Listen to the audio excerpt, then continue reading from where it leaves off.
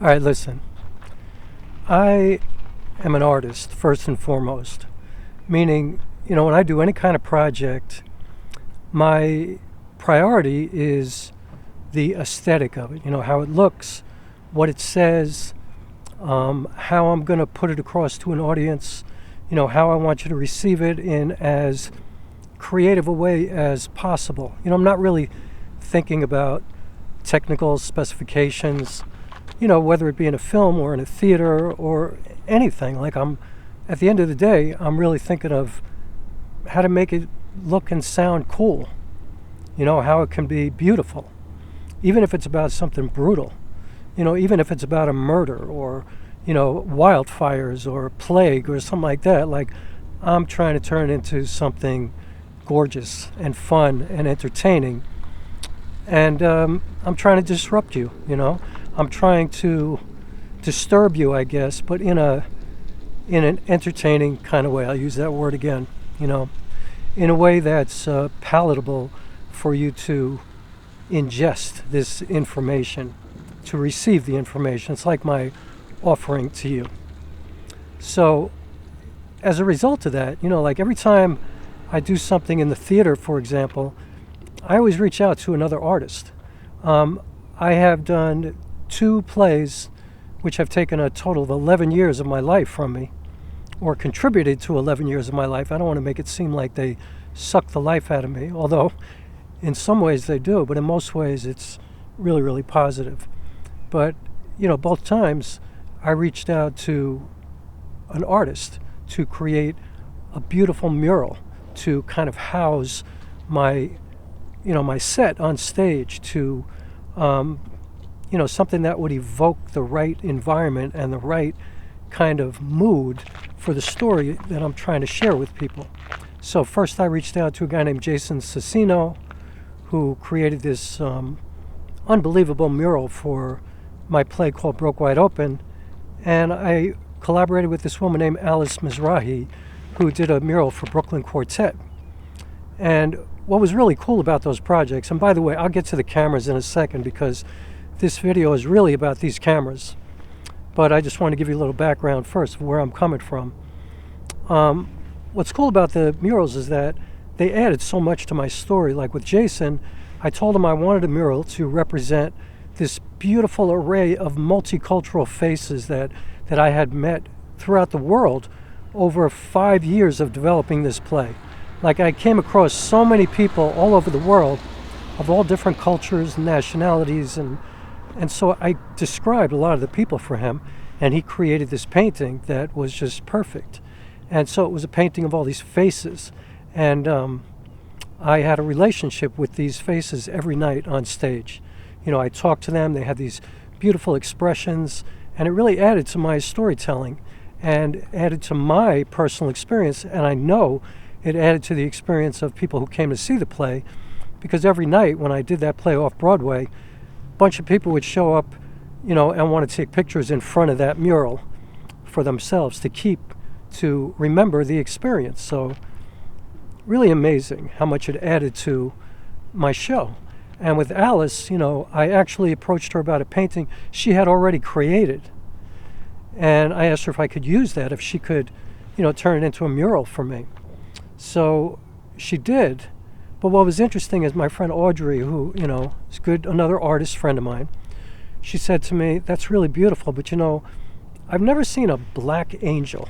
Every time I see an angel, it's white, it's light, it's beautiful, but I've never seen a black angel that's also beautiful." And I told Alice that, and I asked her if she could possibly change the angel in her painting, which, I'm not easy with trying to tell another artist what to do with their art, but I explained to her the whole conversation that I had with Audrey and why I felt like that might be important, especially given the subject matter of Brooklyn Quartet, which is about white privilege and racism and gentrification, and it's about a lot of things. And she did it, and I can't tell you how many people, probably thousands of people, mentioned that black angel to me, and how amazing that was, and how a lot of people, especially people of color, said, I've never seen an angel representing me. So that was a great gift too, and it was a beautiful mural, and again, it added so much to the show. It was just amazing. Even for my YouTube videos, you know, if you take a look at where I usually shoot indoors, I have these 2 stone heads in my living room, and they come from a guy named Ted's Heads, and I don't even know if he's still alive, but he's located in Haverstraw, New York. And this is a gentleman who like goes down to the Hudson River, finds this native stone, he like rolls it back to his studio, and I mean rolls because sometimes it takes him weeks or months to get the stone back to the studio because they're gigantic in some cases. But even the small ones that I have are really, really heavy, like it's dense stone. And then he sculpts these faces. He's a sculptor. And so he creates these faces with these really interesting, you know, facial expressions. And, you know, he's in museums and he's all over the place, all kinds of art galleries. And he's got his own studio. And so I like to use those. And when I rehearse at home, I look at these stone heads. And it's just interesting to me because it almost looks like they're moving when I talk to them. So I use that art all the time, and I have a picture here that a great artist named Anthony Andahar created for me for my play called The Red Plaid Suitcase, which, you know, he came to see a couple of stage readings of the play, and I asked him to create a painting to be the face of the play, and he just nailed it, you know, just beautiful. And so I say all that to say that I love to reach out to artists all the time, so I'm always coming from a very creative place. And obviously I'm not thinking about what kind of acrylic paint you're using or watercolor or you're doing it on canvas. Or like, I'm not thinking about that. I'm just saying, make the art that you make. I just want it to feel like this. Even when I work with my composer who's worked on both scores of The Center of Distance and This Is the End for Me, Steve Peckman, I don't tell him what to do because, you know, I know what he does. I know his music. He's very stylized. He's got a thing. Like, you know, it's Steve Peckman's music. You know, it's not like he's generic in any way, shape, or form, which I personally value. Some people would prefer to have somebody who could just do anything, you know, but I'm always looking at somebody who's got a very definitive kind of perspective and point of view with their art. And if it resonates with me and I want to work with them, that's the kind of person that I'm approaching. And so with Steve, I never tell him what to do, but I do tell him what I want it to feel like. Like, I'll point out a film, like for my first film, The Center of Distance, I told him, now the train's coming, so I'm going to have to shut this down for a minute. Yeah, let me shut it down. I'll continue in a second. You know, I was going to move to another spot, but you know what? This is a pretty focused conversation, so let me stay right here and let's just continue. So yeah, Steve Peckman. I didn't tell him what to do.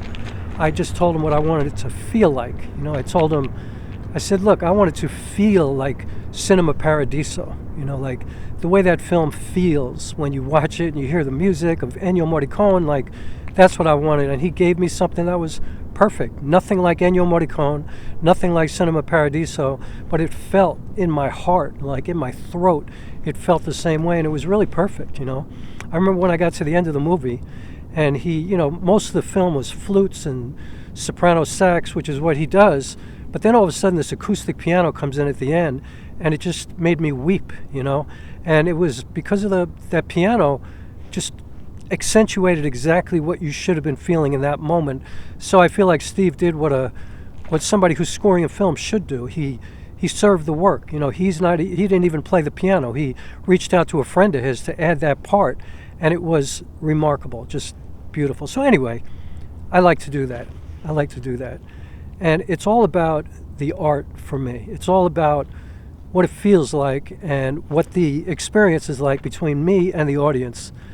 And whether it be a film or a play or a poem or music or whatever, it's really about how did it make you feel. You know, like Maya Angelou said, people are not going to remember what you said or what you looked like. Or I don't know exactly what the quote was, but she said, but they're always going to remember what you made them feel like. And I think that is the strength of my work. By the way, the ice is still moving here in the Hudson River, which is beautiful. And if you want to see some epic cinematic shots with the Panasonic S5 and actually just using the 20 to 60 kit lens, go watch my video where I just hit 2,000 subscribers and I made a video about it. Like, look at the footage at the top of that video, and it's amazing, if I do say so myself. Like, beautiful footage. It'll show you what this camera can do, but also I don't really care about, well, I do care about that because that's actually what this video is about, and that's the perfect segue to getting to talk about these cameras. You know, when I shot my first film, I shot it on a phone, and I know a lot of people look at that as a disadvantage. And by the way, Sean Baker, who did Tangerine, his film Honora won Best Picture last night at the Academy Awards, and I just took that like, wow, a smartphone filmmaker just won the Academy Award for a film that he probably shot for $6 million. I don't know what they spent on Tangerine. I'm sure it was a lot less, but he shot it with an iPhone. And I shot the center of distance with an LG V40. And it didn't win Sundance, but it won a shit ton of awards, like a bunch of awards. And the biggest advantage of shooting with my phone was that I could put it anywhere. Like, I could just think on the fly of what I wanted to get in a shot, like how I wanted a scene to look, and I could just place the phone anywhere. And I didn't have to worry about hurting the body of the phone, or like, I beat the crap out of that phone, which is something I like to do. I don't like to really baby my equipment. You know, I'm not trying to do that. I'm not trying to worry about what's going to happen to my camera when I'm trying to tell the story. And I know that might sound fucked up to a lot of people, but that is how I think. I want to be able to put my camera on the ground. I want to be able to put it on a rock wall. I want to be able to hang it from a tree. I want to be able to take risks. I want to be able to be in mud at the, you know, sand at the beach. And so that's why the title of this video, you know, the GH7, the FX30, and the new, you know, S1R Mark II, S5, you know, like, I think that for me as an artist, when I think about what is the best camera for me, I mean, first of all, it's well documented if you follow my channel that I love the Panasonic S5. And I'm not thinking about upgrading, and I feel no reason to upgrade because, for me, it's all about the end result. What is the image quality? You know, what does it look like? And, you know, give me a break with, like, shutter angle. Like, come on. You know, if you're a solo shooter like me, you can't remember to set your shutter speed twice from your frame rate? Like, really? You can't do that? Like, you have to have shutter angle so you can do one less thing that's going to, like, change your life? I don't buy into that. Like, shutter angle, shutter speed, I mean, I'm grateful to have shutter angle on this phone, but it doesn't really mean anything to me. I mean, what does mean something to me with this camera is, like, anamorphic mode. So I can be de-squeezed in camera. So if I'm shooting anamorphic, which I love to do, I can see what it looks like in the camera. I don't have to have a monitor. I don't have to get special software. I don't have to do anything. It's in the camera. That's a big deal to me. The stabilization of this camera is a big deal to me.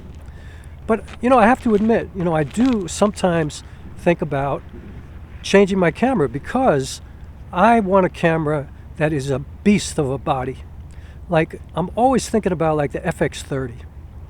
Because the FX30 is, first of all, it's not $4,000 like the FX3.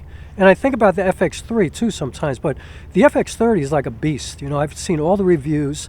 I've never used it myself, but it seems like it's a camera that's completely weather sealed, that has a fan, that is a tough body where you could put it anywhere and you're not going to worry about breaking it, or, you know, and you're not going to get anything in it. It's you know, it's weatherproof. It's everything proof.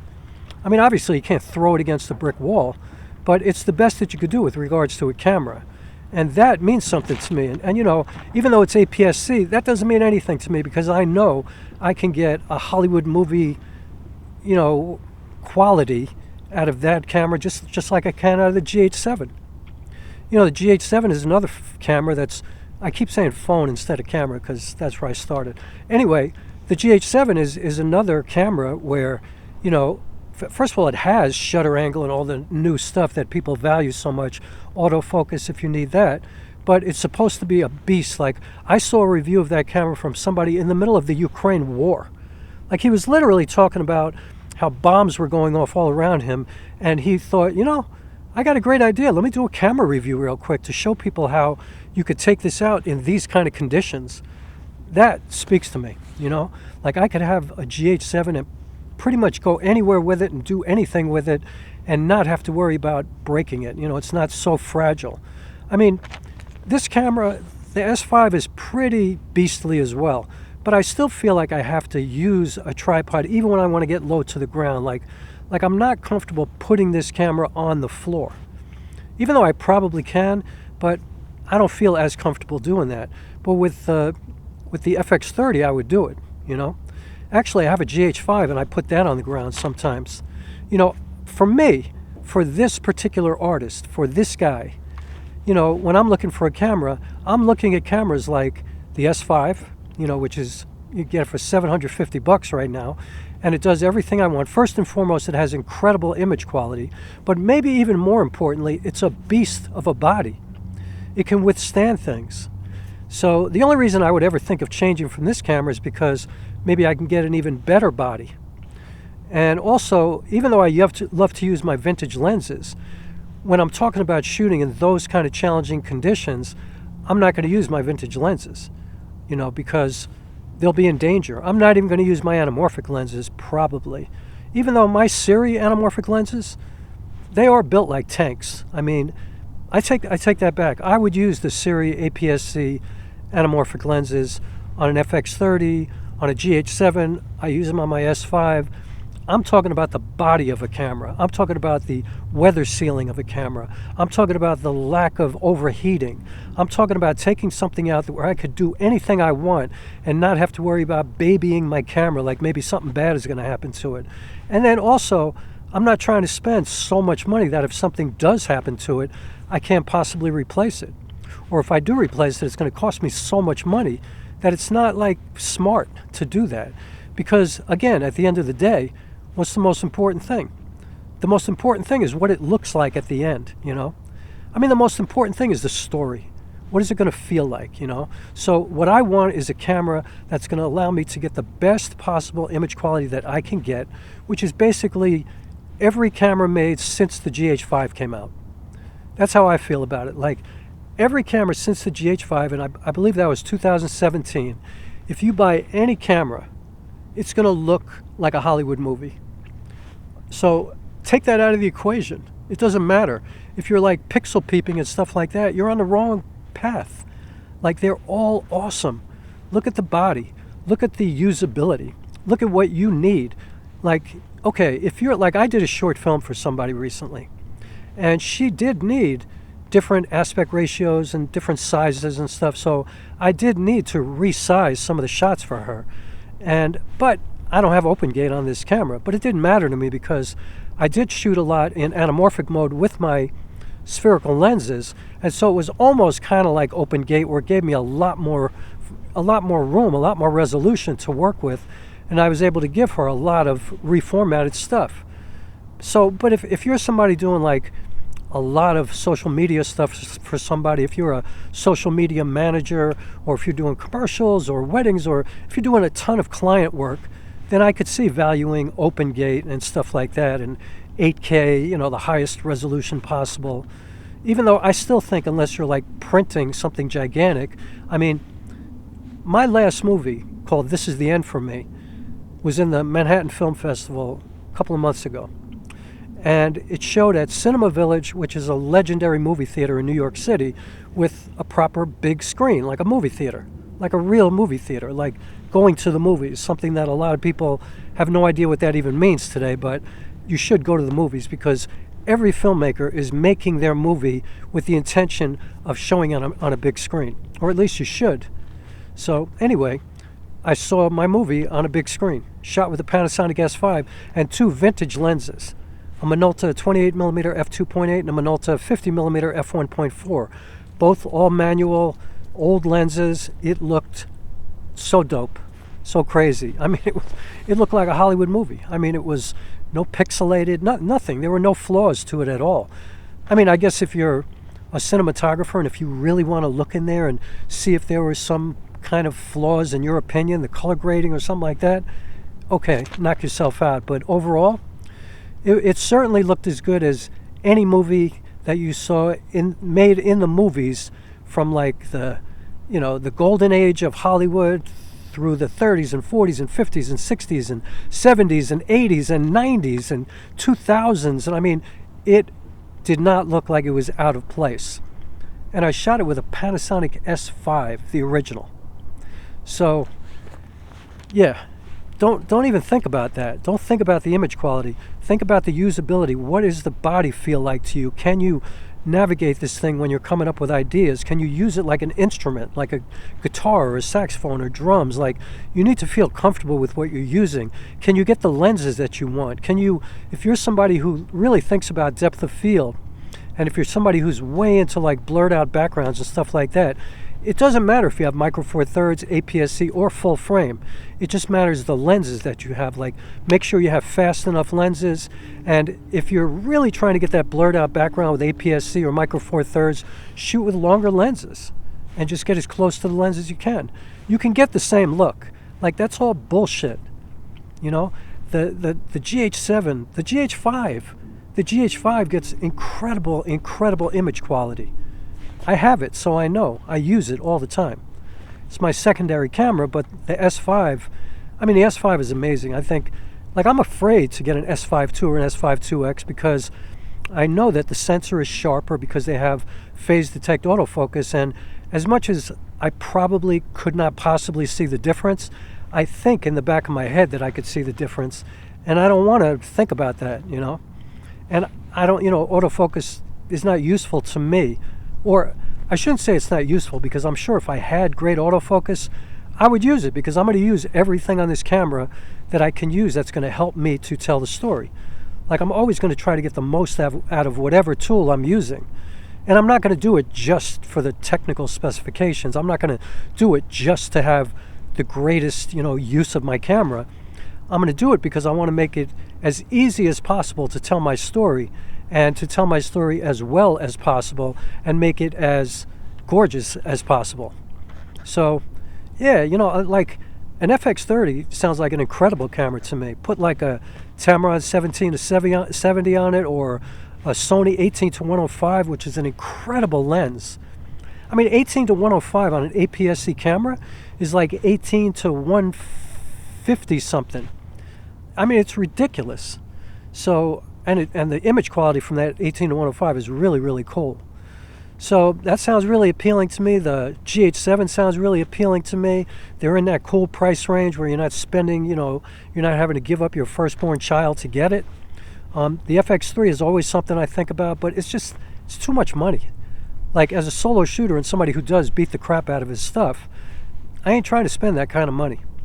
That's why, you know, if my camera broke, I would probably first try to get another S5 used, spend $700. I have the lenses for it. I got my anamorphics. You know, I have this 20 to 60, which I love. Looks great, right? And again, go watch my 2,000 subscriber video that I just came out with, and check out the footage at the top of that video.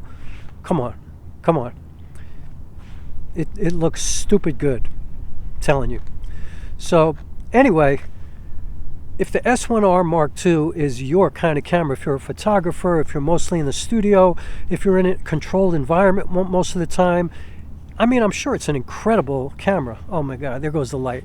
I hate when that happens, man. Hold on. Let me hook you up. That just sucks, yo. Almost got through the whole video without that happening. Anyway, if that's your thing, how long is this going to last? I don't know. If that's your thing, I'm sure it's an incredible camera. It just ruined my focus here. Not my focus, but my focus in my brain. There you go. Anyway, damn, can I get this back to where it was? It's hard to see because it's so bright out here and I can't get the right exposure, but that's probably close. I might be looking crazy right now, but I'm to the end of the video. GH7, unbelievable. FX30, amazing. S5, original. Stupid, dope, great. Nasty, sweet plantains, funky, good. But, you know, the S1R Mark II, the S5 IIX, you know, all of these new cameras, I'm sure they're unbelievable. You know what I mean? Really beautiful. The Nikon, everybody wants to get a Nikon now all of a sudden. Okay, get yourself a Nikon. That's cool.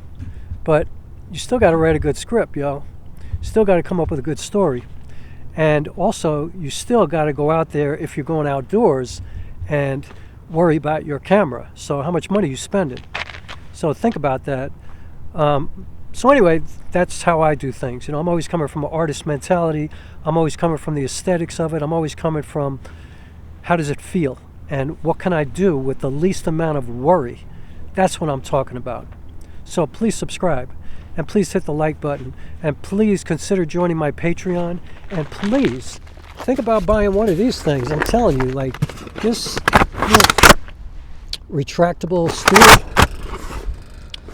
is amazing. I have it in my what do you call it, description of the video, and yeah, I'm done for today.